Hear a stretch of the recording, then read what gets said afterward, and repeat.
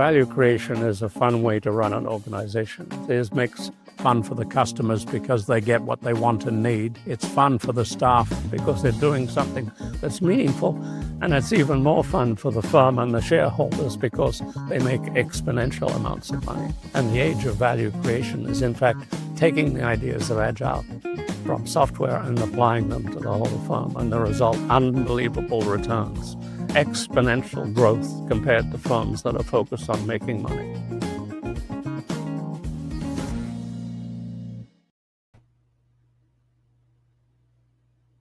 Good morning and welcome to the fourth webinar in our series on the emerging age of value creation. And as the video indicated, and among all the bad news we're getting these days, there is actually some good news in this event. And in fact, we'll be talking about two different worlds. In one world, work is fun and productive and engaging. It's fun for customers because they get what they want and need. It's fun for the staff because they're doing something that's meaningful, and even more fun for the firms and the shareholders because they make a lot more money. So for some of you, these ideas might seem strange. If you have a question, please put them in the chat. And we'll be talking about another world, which is the way most big companies are currently run. It's not much fun. It's not much fun for those doing the work. And it's not much fun for customers who don't trust what they're getting. And it's not much fun for the shareholders who see relatively declining returns. And the odd thing is that the folks running these firms often don't see the problem. Now we have the AI tsunami complicating all of this and challenging the ways companies have been run. And it could be very good. It could unveil a world of enhanced value for almost everyone following the track that we're talking about. Or as many experts believe, it could be a world where AI takes over and massive layoffs at all levels are widespread and value for all is declining.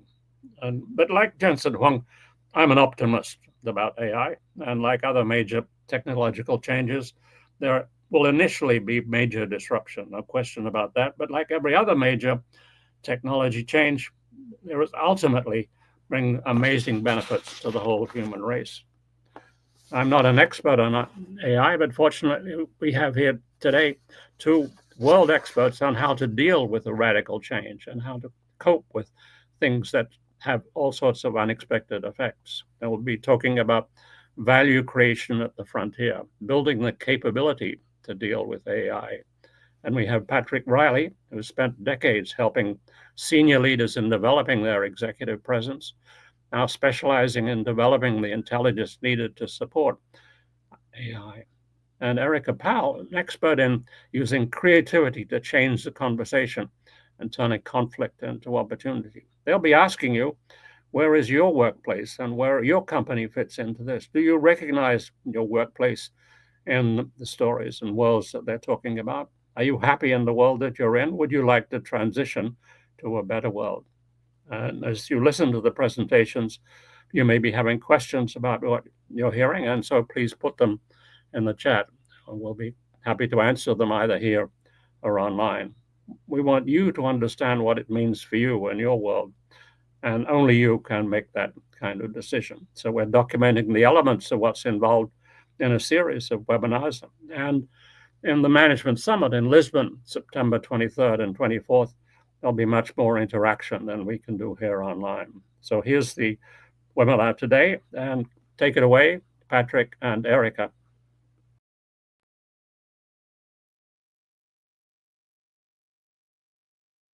Good evening, depending upon where you are. A very nice introduction. Thank you. We're really happy to be here and to talk about a subject that's dear to our hearts.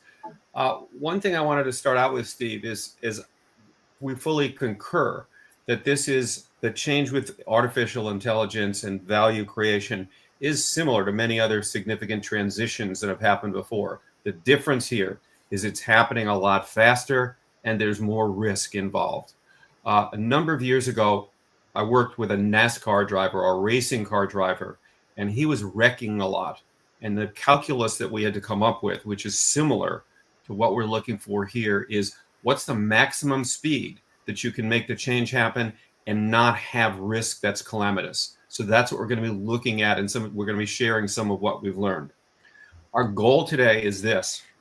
What we'd like for you to do is hear some of the things we've learned about artificial intelligence, what works, what doesn't, give you a way, an informed way to begin to think about what's working in your world and what's important, so you can see for yourself what you need to pay attention to in your world, so you can begin to take some initial informed actions. That's what we want you to do. So, Erika.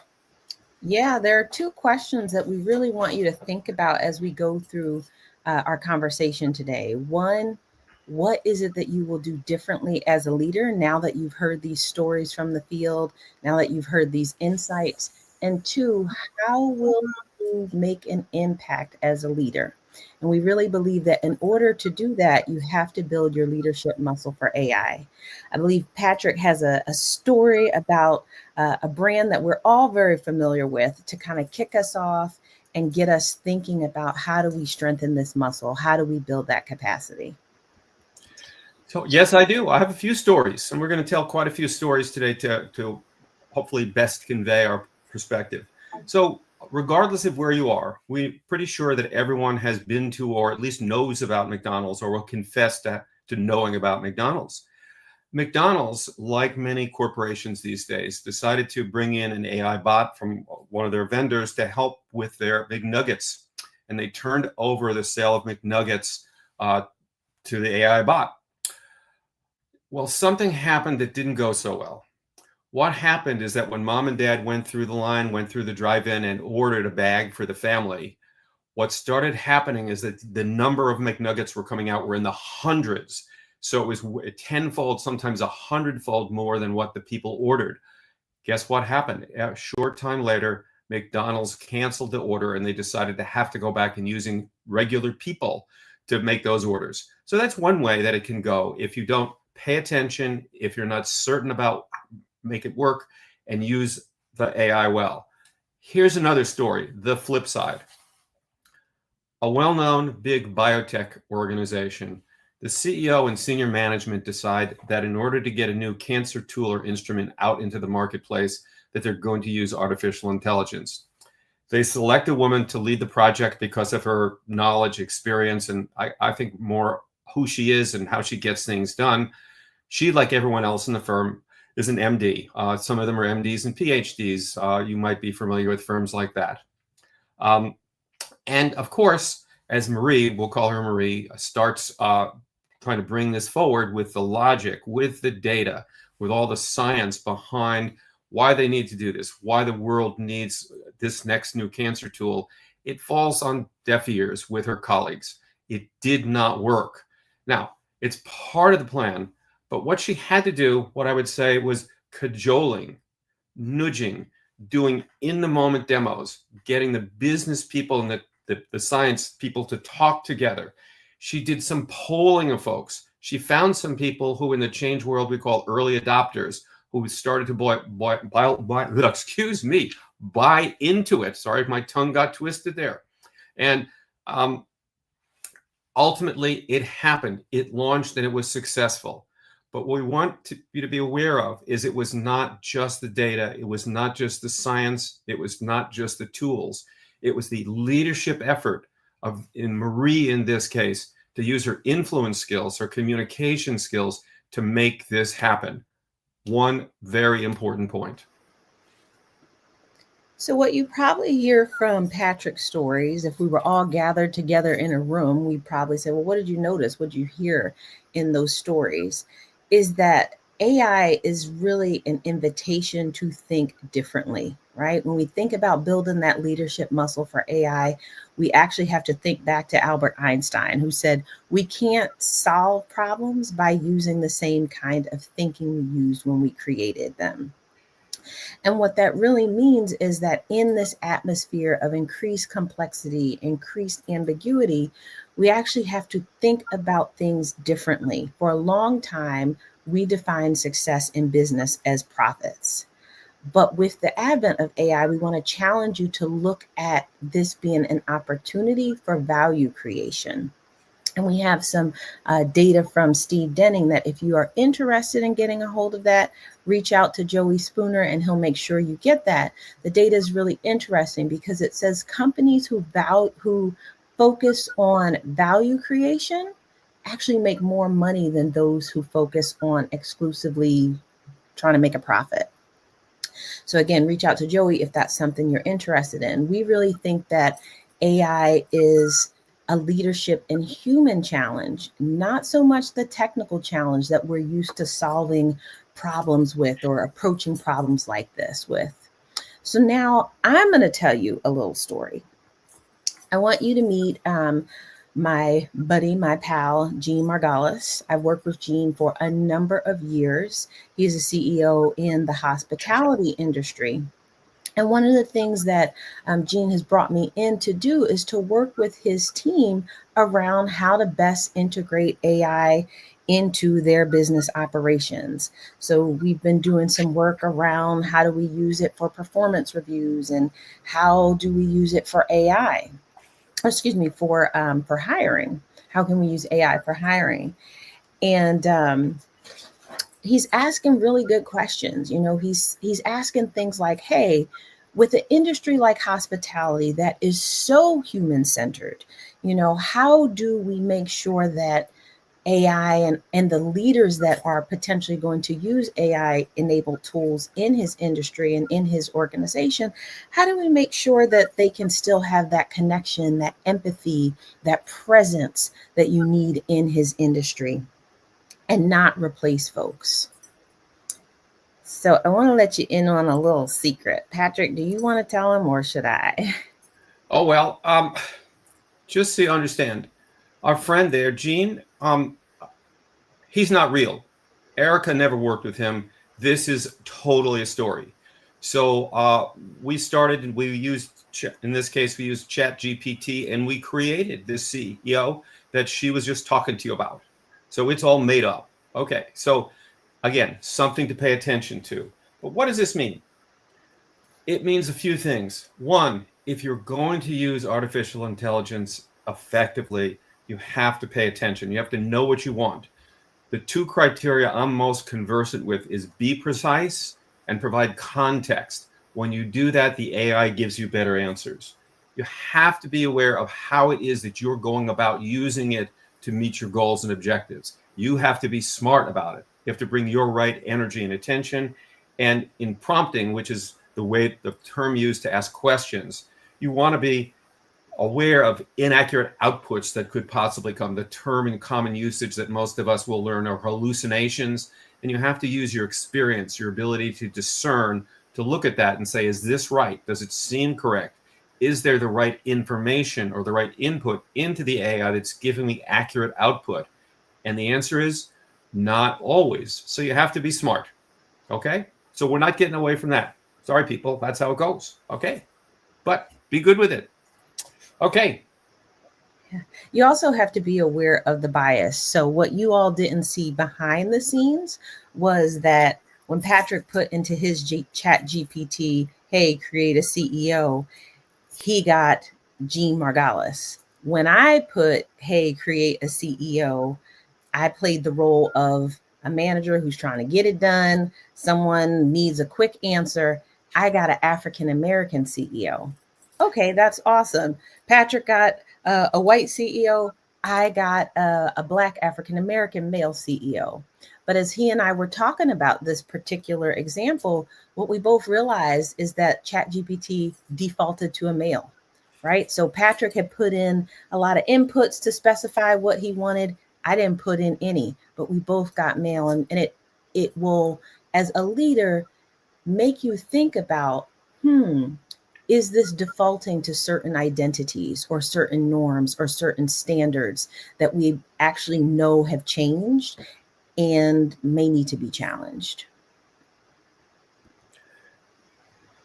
So one of the things we've learned in working on this, especially with our colleagues that are also part of Steve's collaborators and team, is that we see that AI is an enabler of how we create value. It is not value in itself. It is a significant, sophisticated tool that we can use to create value.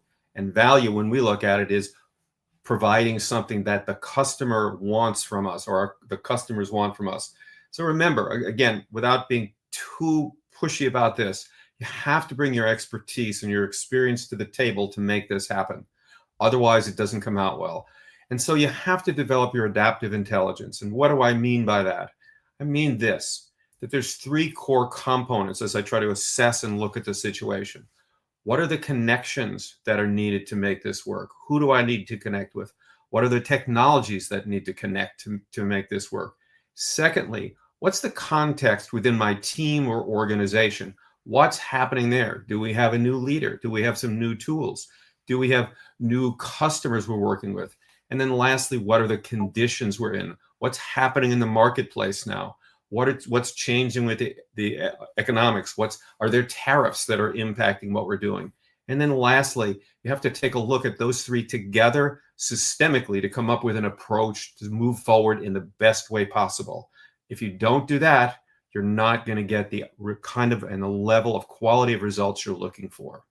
Okay, I know I'm preaching, but you should listen in this church today. Oh, that's all I have to say. Okay, all right. So the leader has to do something to engender trust. It is critical to success in this world. So here I have another, I'll say, sad tale. A very dear client of mine who is well, I don't know enough to say. He's a technical genius by my terms. And he is just devoted to what it is that he does for his organization. He loves his organization and he loves his work.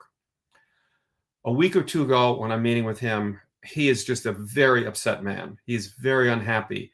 And when he starts to tell me, he says, look, what happened is my boss's boss, because of pressure, took my team, not just my best engineer, my team of engineers that I need to do the work that I do, and she moved them to another part of the organization that's seen as more important to artificial intelligence. And also, these very high quality engineers were threatening to leave the organization if they didn't get moved there. So his team was gutted overnight, and he was gutted by this. He was extremely upset. And in fact, he was hardly able to talk.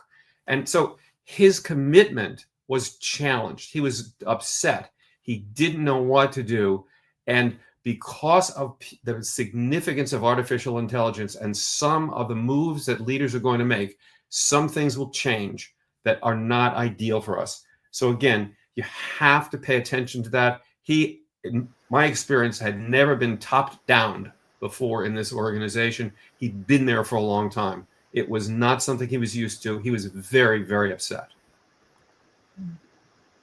So, another thing that folks really need to be paying attention to when they think about how do we create the maximum value is to have a balanced picture. So we have to look at the wider ecosystem. AI for a lot of folks is the best next thing to sliced bread, or I like to think of it as a magic wand, if you will. And we also have to look at the impacts and the risks, the pros and the cons. So when we were thinking about like, what does a leader need? We thought about the idea of, one, we have to be aware of the social and the cultural context. For example, how do we treat each other? How do we interact with each other? How will that change with AI? AI will also challenge this notion of what is the truth, as you all saw with our dear friend Jean. and what is true, what is not true, who is true, who is telling the truth. And last but not least, making sure that we're not reinforcing existing biases or digital divides. In the middle there, you see this idea of value. So that's that economic piece. AI is projected to really be something that creates new jobs and potentially augment for some folks. For other folks, people are saying, hey, wait a second, this could cause up to a 10 to 20% spike in unemployment, as the CEO from Anthropic predicts, because he says that it could wipe out at least half of all entry-level white-collar jobs. And then last but not least, that little tree that you see here is this idea of what are the environmental impacts? So things like pollution, water usage, climate change, as well as making sure that we're not creating biohazards, if you will, in communities that are already struggling. So, Patrick, what is a leader to do? Well, not so easy, but possible. If you go back to my last story, the gentleman I was referring to, he was a little bit, when I was talking to him, like a boxer who was in a match and got hit, went down to the canvas. He was hurting, but he had to get up. So he tapped into his inner values, what it is that was really important to him. And he connected to that, and he connected to the situation, and he connected to his soul in a way. And he said, okay. And so he went to the boss's boss, who took away his engineers, his best engineers, his entire team of engineers. And he said, this is not going to work. I need help. He then went to his new boss, talked to that person as well, and said, I need help. And he had agreements in place for within a particular period of time that he was going to get another team of high quality engineers who could join with him fairly quickly and do what it is they were doing. By the way, this particular team is responsible for what they call trust in the organization in terms of maintaining the safety of their platform. So it's very important work that he does. So he took his blows. He fell down and he got himself back up. So this is one of the things that we've seen with leaders that they have to do to work well in this emerging environment. Okay. So now, of course, we have to leave you with some tools and frameworks, because remember what I said at the beginning is we wanted to get your attention. We wanted you to pay attention to what was important, and we wanted you to leave with some things that you could use and do. So here's our 4A's framework. Every leader that we found has gone through the change process necessary to make this happen. So they have to accept that AI is coming. They have to get their team to do that. Then they have to engage in action or activities that causes people to adopt and adopt these changes, make some moves. They have to, because it's such a fast-paced race and the technology keeps changing, think about how to do this at the high speed to accelerate it.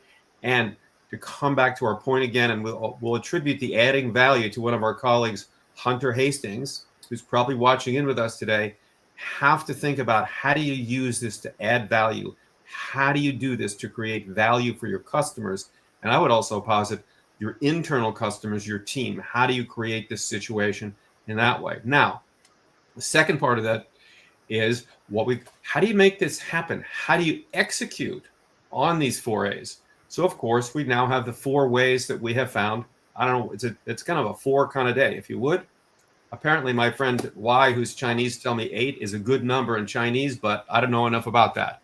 Anyway, what we've learned in real-time work is there's 4 things that you have to do to make this happen. 1, the leader has to make friends and build community, both with the technical experts who have the reputation and the chops for looking at, is this real? Is this good? Is this better than what we've had before? You also, for anybody who's worked in an organization for a long time, just know there are just some go-to people in organizations. You have to be in touch with them. You have to sell them. You have to get them to buy into it. And then, yeah, there may be more, but there's 3 things that we found are preeminent in facilitating the change in the organization for AI. You have to create a new business strategy because you're using your resources differently. There will be changes to the culture or the habits and the norms that the people who work there. So you have to allocate time, attention, and energy to that. And lastly, you have to take a refined approach to talent.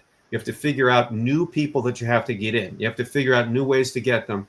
And as many of you may have looked, the people who are AI developers are not cheap. They're very expensive. So you have to pay attention to that. So those are the 8 core things we have found so far. Begin to help you pay attention and take right action, which of course we know you all want to do. So Yeah. And as you execute, because the reality of it is that the AI train has left the building and people are riding it full speed ahead. I want you to keep this question in the top of your mind. You will get gains. And how will you invest those gains into your teams and organization? So some of you may or may not be familiar with the story of Duolingo. It's a fun language learning app that if you plan to join us in Lisbon, could help you learn a little bit of Portuguese. But recently, the CEO of Duolingo put out a policy that they wanted to go AI first. And in that policy, part of what they wanted to do was say that folks could have ability to hire a new person only if their job could not be automated by AI. And they were going to fire all of the contractors, or at least phase them out if AI could do their work. And if you've gone down a Reddit rabbit hole recently, you will see tons of backlash and criticism. I'll let you do that as part of your inquiry.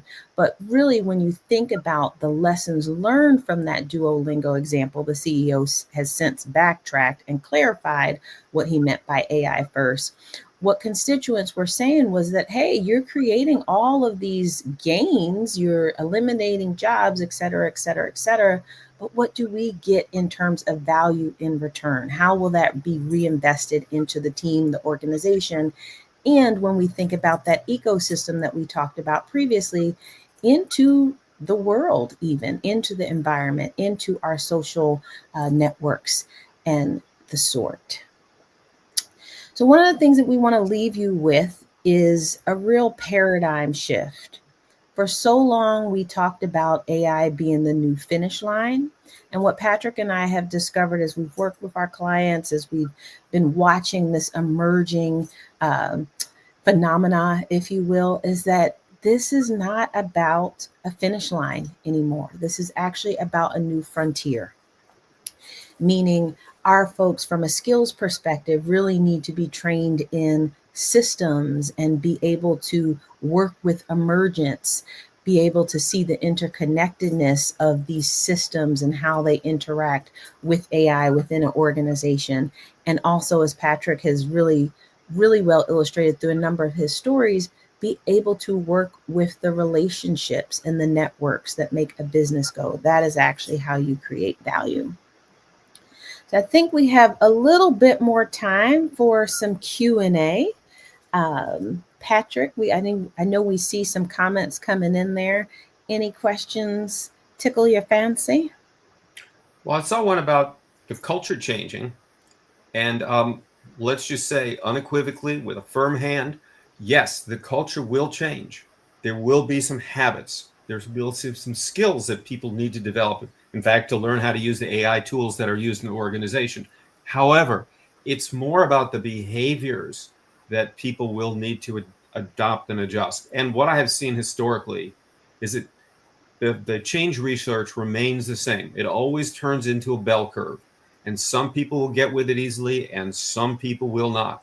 Some people will never get there. Usually it's about 20%. So there needs to be an intentional effort to look at what are the new behaviors and norms that you have to operate from in order to make the change. And then give people some time and space to make that happen, and get a swell of people involved who start to move in a new way, and that starts to make things happen. That's a very long story, but the answer to that question is absolutely. It will not just happen by accident. You have to be intentional about it and make it happen. Yeah, I would add to that. Yeah, the culture will definitely change because it is a tool. Think about, I teach in the MBA program, and I've been thinking a lot about how some of my students come to me with AI generated responses or AI generated papers, or they ask me questions about how can they use AI. And I think one of the things that I'm noticing from a culture perspective, at least in this example of the MBA, is that the entire culture, and some people, some of our colleagues actually would argue, like the value proposition of something like an MBA degree will change. So what is the culture of academia? when a tool like AI gets introduced. So yes, the culture will change, and leaders are really responsible for working with their folks to think through what kind of culture do you want to have with AI in the mix. Okay. I think, Erika, we probably should turn this back over to Steve to make his closing comments. I know he's just dying to get back here. So, and I hear there's an invitation to somewhere fun. So yeah. Steve, you want to enlighten us?